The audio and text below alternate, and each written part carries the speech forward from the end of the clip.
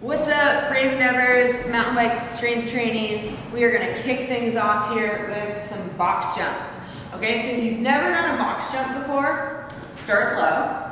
So any box, you can turn it multiple ways. Okay, and then you're gonna start with your feet hip distance apart. You're gonna get a good bend in your knees. You're gonna swing your arms, land, and then stand up. Then just go ahead and step down. All right, if that felt easy for you, go ahead and make it a little bit taller. If that felt like a challenge, stay there. Either is fine. Okay, so then again, feet hip distance apart. You're gonna bend the knees, land, stand up.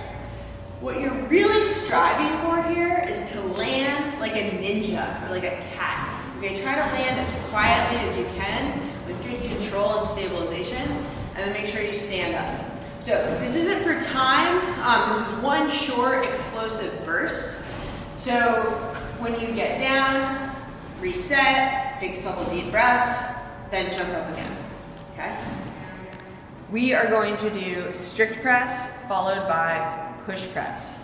So ideally do this with a barbell. You could also use dumbbells, but I think it's better with a barbell.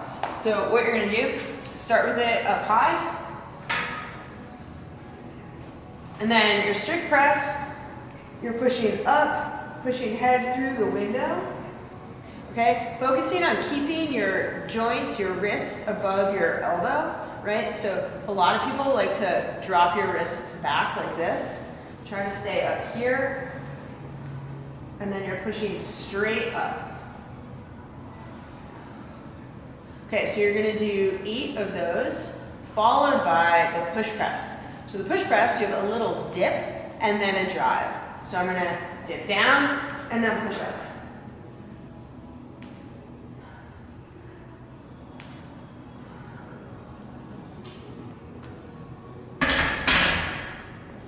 And there you have it, Bulgarian split squats. So this is a single leg squat where you're gonna have your foot on a box or a bench, and then about 90 to 95% of your weight and effort should be on your standing leg. Okay, so you're gonna be squatting down, keeping your chest up, and then being really explosive on the concentric or the up part of the movement. Okay, so squatting down, up, down, up. And you wanna work really hard to not press into this foot and make sure the standing leg is where all the action is happening. So a common question is, how high should the box be? The best way to measure it is if your knee is on the floor, your foot should be able to rest on the box. Okay, so this is the maximum height that I would want to use. I could go a little bit lower. I definitely wouldn't want to go higher. And this is a 16-inch box that I've got here. So do 2 sets, body weight. If that feels good, if you feel stable, go ahead and add some weight. So you can do this with 2 dumbbells. Okay, so same setup, chest is up, down, up, down, up. You can also do this with a kettlebell.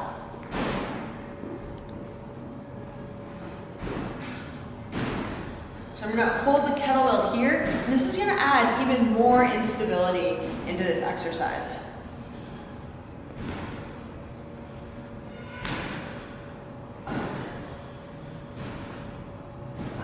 Okay, we're gonna incorporate the stability ball here. So we're gonna do hamstring curl on stability ball.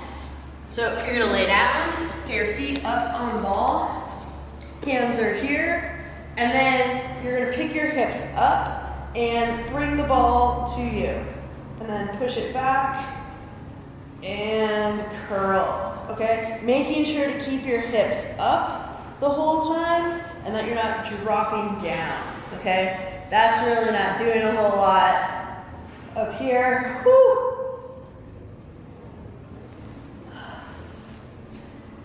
Oh yeah, that's gonna get your hamstrings on fire and get them super strong. All right, we are going to get our chin-ups on. So if you've never gotten your first chin-up, you're gonna get there. I'm gonna show you 3 different ways to progress your chin-ups. Okay, so the first one is with a bar. And it could be lower, it could be higher. If it's higher, it's gonna be easier. If it's lower down, it's gonna be harder. So then you're gonna get yourself underneath the bar, legs are straight. Think about lifting your chest and come all the way up. All right, notice I'm letting my arms come straight, but I'm not slouching down, okay? I'm engaging my scapula, staying up and lifting. Okay, so maybe you start there. Go till you feel like you're starting to lose form. What I call too short of failure. So if 10 would be the most you could do, try and do 8. Our second progression with the chin-up is to grab a band and loop it around the chin-up bar. And then you're gonna pull it down, step onto it, and then get yourself up, and then engage those scapula, okay? So your shoulder blades, think about engaging those. And I just want you to start out by doing 10 scap chin-ups. Okay, so we're just gonna do that. Okay, so after you've done the 10 scap chin-ups, go ahead, get off, give yourself a rest, shake out your arms. Then the third progression is to actually do the chin-ups with the band. Okay, so again, you're gonna awkwardly get yourself into the band.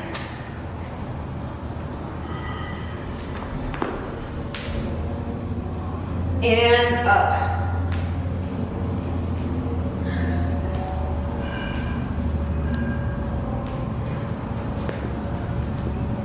Okay, so do some chin-ups with the band, get comfortable with the movement.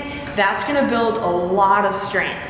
Okay, so you might not progress to a real chin-up or a strict chin-up for a couple weeks or a couple months and stick to the band. That's totally fine. But once you start to feel stronger, you're gonna ditch the band, okay? Get out of your band and go to your strict chin-ups.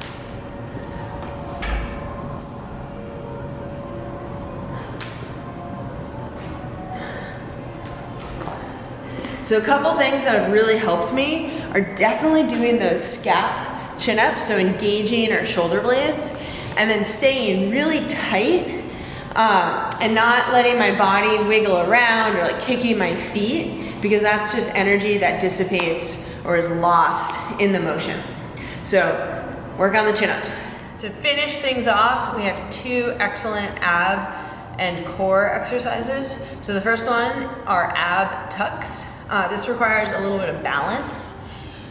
So you're gonna start resting on your hips, hands and feet are up, and then you're gonna come back where you're balanced on your lumbar. Okay, so similarly with the hollow hold, you wanna make sure there's no gap here and that your belly button is pressing down. And then from this position, you're gonna come up, okay? And then down, up. So you could have your hands in front. You could bring your hands here. Either is fine. But this, so that would be 1, 2, 3. Okay, those are the ab tucks. Then we're gonna go to a windmill. Okay, so windmills, you're gonna start with your feet at least shoulder width apart, if not a little bit wider. And then drop one foot so that your toes are in line with your arch, okay? And then I have a really light kettlebell here. So then I'm gonna rotate my hips towards the foot that's dropped. This arm is straight. I'm gonna shoot my hips off to the side, lower down, try to tap my laces, and then I'm gonna brace my core, stand up, hips come back to straight. This arm remains straight the whole time. Okay, so again, I'm rotating, looking at the weight, coming down, brace through the core, stand, come back to straight.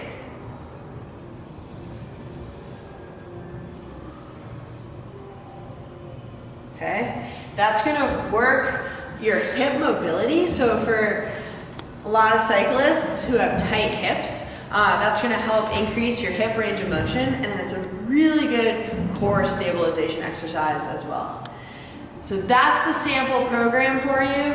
Try it out, have fun with it. If you have any questions, shoot me a message, Instagram, Becca_brave.endeavors. Feel free to email me, braveendeavors@gmail.com. I'd love to hear what you think.